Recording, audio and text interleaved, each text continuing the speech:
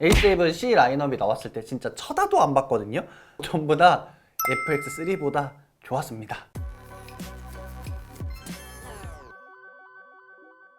안녕하세요, 라인입니다. 제가 카메라를 하나 구매를 했었는데 최근에 몇 번 리뷰에서 나왔던 카메라, 바로 A7 C2를 구매를 했습니다. A7 C2 같은 경우에는 제가 조금 늦게 구매를 해서 많은 스펙들과 많은 영상들이 있기 때문에 제가 이 카메라를 왜 구매를 했는지, 사용하고 나서 장점과 단점에 대해서 좀 얘기를 해보려고 합니다. 사실 R5를 제가 최근에 팔고 C2를 구매를 했습니다. M4나 CR이 아닌 C2를 왜 샀지? 라고 하셨을 분들도 있는데 선택지는 많았어요. 여러 상황을 봤었을 때는 C2가 맞더라고요. 그래서 다양한 이유를 한번 설명을 해보려고 합니다. 스펙은 빠르게 설명드리면, 해상도는 3300만화소고 풀프레임, 회전형 LCD, 그리고 뷰파인더, IAF, 전작보다 나아진 UI, 최대 ISO 51200, 그리고 셔터는 4000분의 1초, 4K 60p까지 되지만 이제 1.5배 크롭이 된다는 단점이 있고요. 센서는 R5와 같은 센서로 우측 손떨방에 7스탑 보정이 된다고 합니다. 그리고 AIF 역시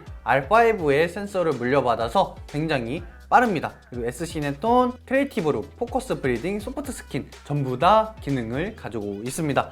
4K 60p만 아니면은 하이엔드급 카메라 저리 가라 하는 기능들이 많이 들어가 있는 카메라죠. A7 C2 안 살려고 했거든요. 근데 좀 알아보니까 이 카메라가 진짜 대박이었습니다. 첫 번째가 일단은 가격입니다. 출시 가격이 269만 원인데 현재는 240만 원대로 구매를 할 수 있어요. 240만 원대에 걸쳐 있는 카메라가 뭔지 쭉 살펴보니까 FX30, M4, R4, 그리고 ZV-E1이 200만 원 한 중반대로 걸쳐져 있는데, 아무래도 저는 상업 쪽을 사용을 해야 되니까 크롭은 일단 제외를 하고, R4 같은 경우에는 소프트 스킨이 없어가지고 탈락을 시켰고, 그리고 M4와 E1이 있는데 아무래도 M4는 많이 사용을 해보기도 했고, M4 이후에 더 좋은 센서가 R5의 AF를 느끼고 나서 똑같은 기능이 C2에 들어갔다고 합니다. 그리고 E1은 조금 더 영상용 바디에 집중이 되어서 E1 같은 경우에 최대 ISO가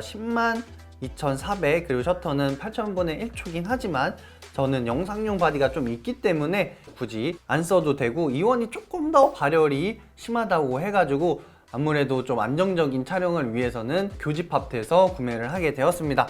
그리고 두 번째가 해상도인데요. 제가 하도 고해상도를 쓰다 보니까 3300만 화소의 화소수가 적다고 느껴졌었는데, R5를 사용해보고 고화소풍도 너무 좋았지만 너무 많은 데이터와 용량들이 조금 감당이 안 되기도 하더라고요. 그리고 제가 좀 렌즈를 다양하게 가지고 있다 보니까 아무래도 여러 사진을 찍고 나서 크롭을 많이 하는 경우가 거의 없더라고요. 현수막 제작을 할 것도 아니고 너무 항상 고스펙이다 라고 느꼈었는데, 경험상 M4의 딱 이제 용량이 저한테 적당하다고 생각을 해서 3300도 나쁘지 않았다고 기억이 나가지고 이제 해상도도 적당해서 구매를 하게 됐고요. 세 번째가 영상과 사진인데, A7 시리즈 중에서는 M 라인업이 사진과 영상이 가능하다는 라인업인데, C2도 M 시리즈랑은 외관은 다르지만 포지셔닝이 좀 비슷한 라인이라고 생각이 들어요. 그래서 사진과 영상 둘 다 무리 없이 커버가 가능하고요. 둘 다 이제 소프트 스킨이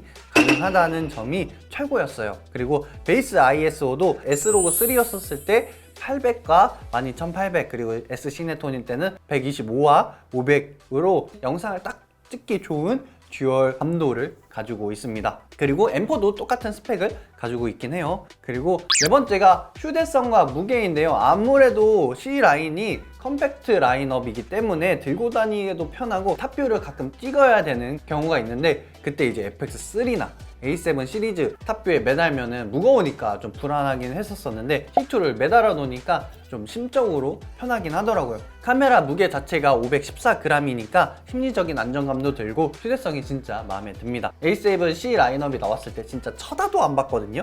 음식도 플레이팅을 하면은 음식의 맛이 달라지고, 카메라도 카메라 같이 생긴 걸로 찍어야지 잘 나온다라는 그런 틀딱 같은 그런 마인드를 가지고 있었는데, 최근에 이 C2를 쓰게 될 일이 있었었는데 제가 완전히 생각을 잘못했다고 생각이 들더라고요. 그래서 저는 외관만 보고 본질을 몰랐구나 하고 바로 구매를 한 네 번째 이유이기도 합니다. 솔직히 써보니까 AF나 배터리 소모, 무게, 해상도 전부 다 FX3보다 좋았습니다. 그리고 다섯 번째 기능, LCD 기능인데요. 화면이 FX3와는 조금 다르죠. 이 UI가 ZV-E1에 들어가 있는 UI인데 되게 직관적이에요. FX3의 매뉴얼을 보면은 조금 어려운 용어들이 좀 많은데 이 C2의 화면을 보면 터치를 하면 이 기능을 바로 볼 수가 있으니까 되게 직관적으로 볼 수 있어서 입문자나 초보자들이 딱 봤었을 때는 바로 이해할 수 있는 기능들이 있습니다. 그런 기능들도 현장에 나가서 즉각적으로 바꿔야 될 때 이런 한 끗 차이의 디테일들이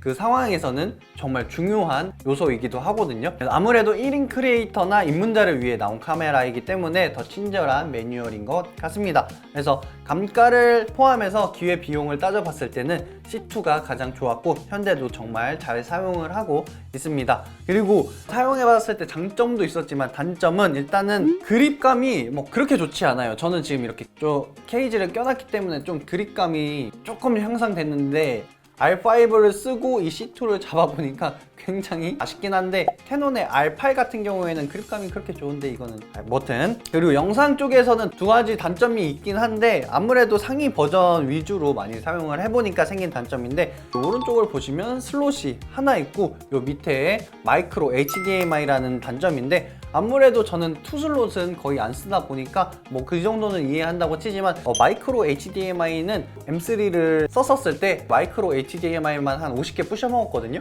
그래서 조금 불안하지 않나 라는 생각이 들었어요. 만약에 풀 HDMI가 들어왔다면 아마 M4를 사뿐히 지려받고 꽃길로 가지 않았을까 라는 생각이 듭니다. 그리고 아까 말씀드렸듯이 이제 4K 60p 크롭이 된다는 단점이 있긴 한데 이 단점을 충분히 장점으로도 바꿀 수 있으니까 요거는 크게 단점이라고 생각은 하지 않습니다.